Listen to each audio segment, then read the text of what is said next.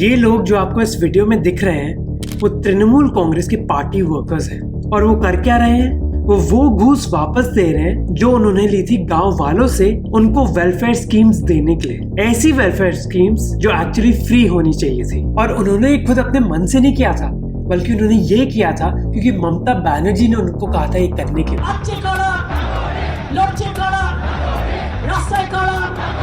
और ये एक ऐसा सिस्टम है जिसकी वजह से ममता बनर्जी पावर में रह पाई है पिछले 11 सालों के दौरान। जैसे पिछले 10 सालों में बंगाल की जीडीपी, मैन्युफैक्चरिंग और सर्विस सेक्टर की ग्रोथ इंडियन एवरेज से कम रही है, पर इसके बावजूद ममता बनर्जी की पॉपुलैरिटी पर कोई इम्पैक्ट नहीं हुआ है, क्योंकि 2011 और 2021 के बीच उनका वोट शेयर बढ़ा ही है। तो ऐसा क्यों है कि एक इकोनॉमिक क्राइसिस के बावजूद ममता बनर्जी की पॉपुलैरिटी कम नहीं हो रही बल्कि बढ़ रही है। अब आपने गैंग्स ऑफ वसीपुर का नाम तो सुना होगा। इस वीडियो में हम आपको बताएंगे गैंग्स ऑफ तृणमूल कांग्रेस के बारे में। पूरे राज्य में कट मनी के नाम पर चल रही कथित चोरी खुलकर सामने आ गई। इतना अंडर एस्टिमेट मत करो भैया।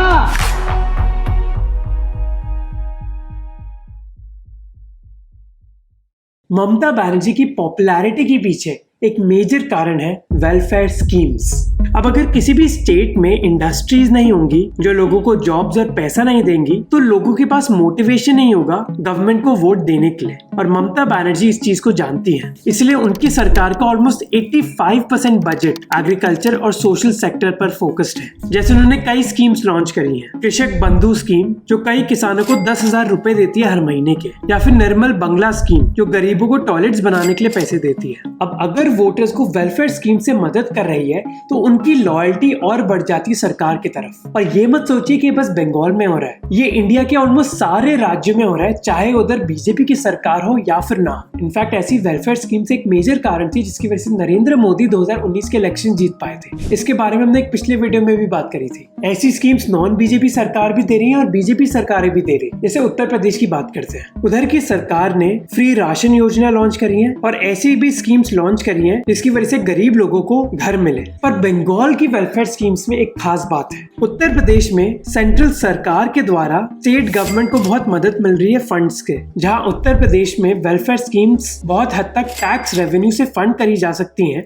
क्योंकि उत्तर प्रदेश का टैक्स रेवेन्यू सेकंड हाईएस्ट है हमारे पूरे देश में। वेस्ट बंगाल का टैक्स रेवेन्यू रिलेटिवली बहुत कम है। तो वेस्ट बंगाल सरकार के पास कहां से पैसे आ रहे हैं इन स्कीम्स को फंड करने के लिए? इस चीज को समझने के लिए हमें बंगाल के इतिहास में जाना पड़ेगा। एक ऐसा समय जब कोलकाता कैलकाटा होता था।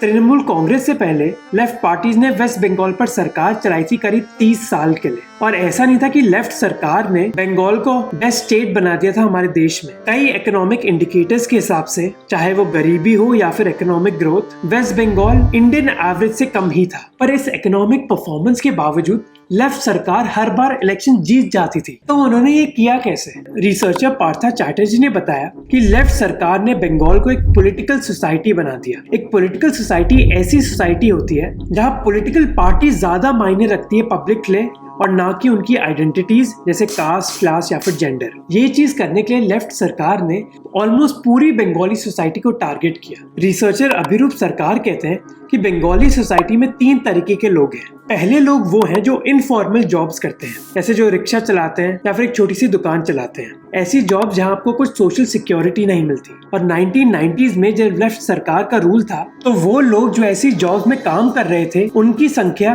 15% से बढ़ रही थी हर साल। दूसरा ग्रुप है उन लोगों का जिनके थोड़े छोटे या फिर मीडियम साइज के बिजनेसेस हैं। उनके पास लीगल प्रोटेक्शन भी है और सोशल सिक्योरिटी भी, पर क्योंकि ये बिजनेसेस बहुत बड़े नहीं है तो इनको धमकाया बहुत इजीली जा सकता है। हफ्ता निकाल, मैं गरीब आदमी हफ्ता कहां से दूंगा माई बाप। और फाइनली तीसरा ग्रुप है उन लोगों का जो रूरल बंगाल में रहते हैं, जहाँ मोस्टली लोग खेती करते हैं, पर जो 90% फार्मर्स है उनकी जमीन बहुत छोटी है, इसकी वजह से वो इतना अनाज नहीं उगा पाते। अब ये तीनों ग्रुप्स बहुत हेविली डिपेंडेंट है सरकार पर। जो इनफॉर्मल वर्कर्स हैं उनको सरकार से परमिशन चाहिए होती है शहर में काम करने के लिए। छोटे मोटे बिजनेस ओनर्स डिपेंडेंट है सरकार पर ताकि उनको माफिया और गुंडों से प्रोटेक्शन मिल सके। और किसान डिपेंडेंट है सरकार पर ताकि उनको सरकार से वेलफेयर सपोर्ट मिल सके, क्योंकि वो खुद की जमीन से तो इतना कमा खा नहीं पाएंगे। इसी वजह से बंगाल में एक ऐसी सोसाइटी डेवलप हुई जो सरकार पर पूरी तरह निर्भर है। अब चाहे 2011 में लेफ्ट सरकार जरूर गिर गई, People are distributing sweets and they say this change was much awaited. पर ये सिस्टम बंगाल का बदला नहीं। ममता बनर्जी ने भी इसी सिस्टम को अपनाया और यूज किया। पर ममता बनर्जी को एक प्रॉब्लम दिखी। तृणमूल कांग्रेस को ये रियलाइज हुआ कि लोग एक सरकार पर तभी डिपेंडेंट रहेंगे अगर सरकार का एक स्ट्रॉन्ग कार्डर है वर्कर्स का, जो लोगों की मदद कर सके, जैसे वेलफेयर स्कीम्स को डिस्ट्रीब्यूट कर सके रूरल एरियाज में और लोगों को प्रोटेक्शन दे सके गुंडों से। लेफ्ट सरकार ये चीज इजीली कर सकती थी क्योंकि वो एक कार्डर बेस्ड पार्टी थी, जबकि तृणमूल कांग्रेस एक कार्डर बेस्ड पार्टी नहीं थी। जो कार्डर बेस्ड पार्टीज होती हैं वो लोगों को बहुत आसानी से अट्रैक्ट कर लेती हैं अपनी पार्टी के लिए काम करने के लिए, क्योंकि उन पार्टीज की एक बहुत स्ट्रॉन्ग आइडियोलॉजी होती है। जैसे कम्युनिस्ट पार्टी की एक स्ट्रॉन्ग आइडियोलॉजी है कि वो कार्ल मार्क्स और वर्कर राइट्स में बिलीव करते हैं, जबकि बीजेपी की भी एक स्ट्रॉन्ग आइडियोलॉजी है हिंदुत्व की। और अगर आप और जानना चाहते हैं कि बीजेपी इस चीज को कैसे यूज करती है इलेक्शन जीतने के लिए, तो मैं आपको स्ट्रांगली रेकमेंड करूंगा ये ऑडियो बुक, जिसको आप सुन सकते हैं कुकू एफएम ऐप पर, जिन्होंने इस वीडियो को स्पॉन्सर किया है। इस ऑडियो बुक के अलावा आपको कई और ऑडियो बुक्स मिलेंगे कुकू एफएम ऐप पर कई इंडियन लैंग्वेजेस में। Kuku FM app basically knowledge को बहुत एक्सेसिबल बना लेती है आपके लिए और आपकी पूरी फैमिली के लिए, क्योंकि एक तो आप ऑडियो बुक को बहुत जल्दी सुन भी सकते हैं और इनका दाम भी बहुत कम होता है।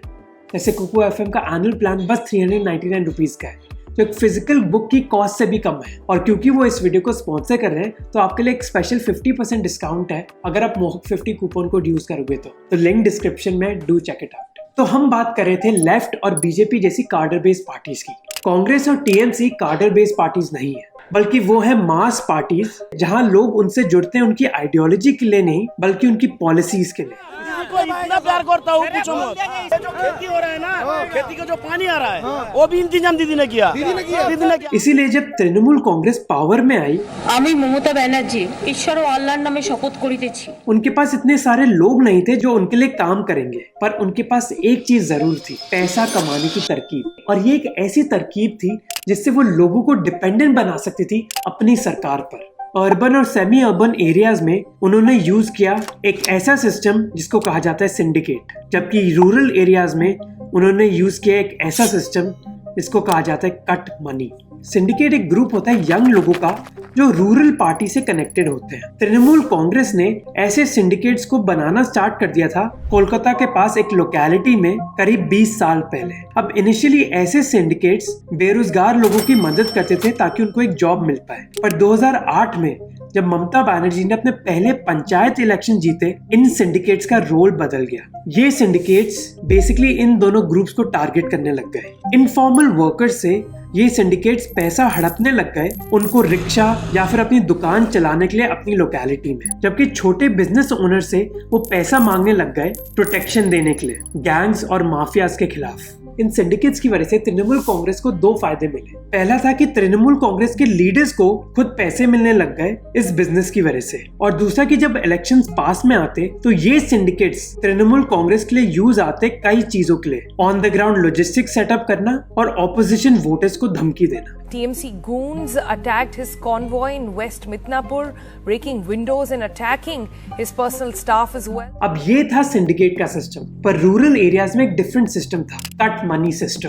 कट मनी सिस्टम बेसिकली एक ऐसा सिस्टम है जहाँ लोकल पार्टी वर्कर्स एक फीस मांगते थे। आप पूछोगे किस चीज की फीस? एक ऐसी फीस जिससे आप सरकार की वेलफेयर स्कीम्स को यूज कर सकते हो। इंडियन एक्सप्रेस की रिपोर्ट के हिसाब से इन स्कीम्स के लिए रेट सारे ही फिक्स्ड हैं। जैसे समाभ्याथी स्कीम जो किसी भी डेथ के बाद क्रियाक्रम करवाने के लिए फाइनेंशियल असिस्टेंस देती है 2000 रुपए के लिए, उस स्कीम का कट मनी फी है 200 रुपए। इंदिरा आवास योजना में अगर आपको घर बनाना है तो उसकी फीस है 10 से 15,000 रुपए। निर्मल बांग्ला स्कीम के तहत अगर आपको टॉयलेट बनाना है तो उसकी फीस है 2000 रुपए। अब आप पूछोगे कि लोग इन स्कीम्स के लिए फीस देते ही क्यों हैं? क्योंकि ये स्कीम्स तो सरकार ने उन्हीं के लिए बनाई है और उनको ही फीस देनी पड़ रही है। इस चीज के लिए दो कारण हो सकते हैं। पहला है कि लोगों को पता ही नहीं है कि उनको कोई फीस नहीं देनी। कई लोग ये मानते हैं कि एक्चुअली ये वेलफेयर स्कीम्स यूज करने के लिए उनको एक सब्सक्रिप्शन फीस जैसी फी देनी पड़ती है। जैसे हुगली में एक महिला ने 550 रुपए दिए लोकल टीएमसी वर्कर्स को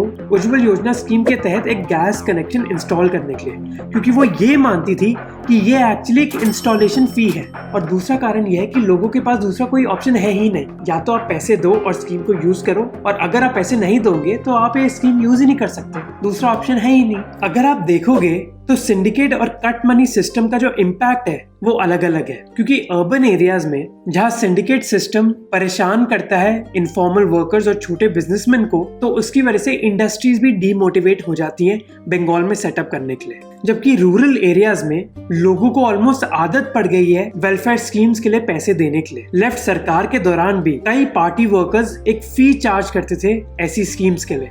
अब चाहे बंगाल में इंडस्ट्री स्ट्रगल कर रही हो, पर जो एग्रीकल्चर ग्रोथ है वो इंडियन एवरेज से बेटर है।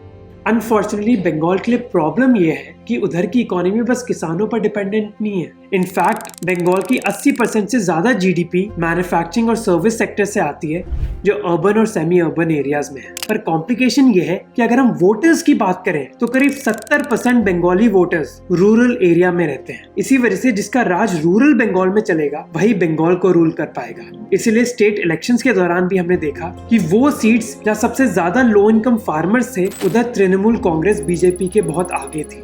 ये कट मनी सिस्टम ही है जिसकी वजह से लोग बहुत हद तक निर्भर है तृणमूल कांग्रेस पर, और मानते हैं कि तृणमूल की वजह से ही उनको ऐसी सर्विसेज मिल रही हैं। और वोटर्स ही नहीं, इन सिस्टम्स की वजह से जो पार्टी वर्कर्स हैं वो भी बहुत लॉयल रहते हैं तृणमूल के लिए, क्योंकि उनके लिए पैसे कमाने का जरिया अब बस ये सिस्टम ही है। अब ऐसा भी नहीं है कि इन सिस्टम्स की वजह से ही ममता बनर्जी पॉपुलर है। कई लोग मानते हैं कि 2011 में लैंड एक्विजिशन के खिलाफ जो उनका स्टांस था उसकी वजह से वो पावर में आई। 2021 में विमेन वोट्स और प्रो बांग्ला स्टैंस की वजह से वो बीजेपी को मात दे पाई। पर इन सारी चीजों के अलावा ये भी तय है कि ये जो सिंडिकेट और कट मनी सिस्टम सेटअप किया तृणमूल कांग्रेस ने, वो भी बहुत हद तक रिस्पॉन्सिबल है ममता बनर्जी की पॉपुलैरिटी के पीछे। और जितना ये सिस्टम चलेगा उतने बंगाली लोग तृणमूल कांग्रेस पर और डिपेंडेंट हो जाएंगे, जिसकी वजह से ये सिस्टम और मजबूत होते जाएगा। सो होपफुली आपको ये वीडियो अच्छा लगा। अगर आप इधर तक पहुंच गए वीडियो में, so do subscribe to our channel, it means a lot. और उसी वजह से हम ऐसे वीडियोस बना पाते हैं। ऑल्सो चेकआउट ये वीडियो जहाँ हम बात करते हैं कि इंडियन आर्मी में इतने गुजरातीज क्यों नहीं है।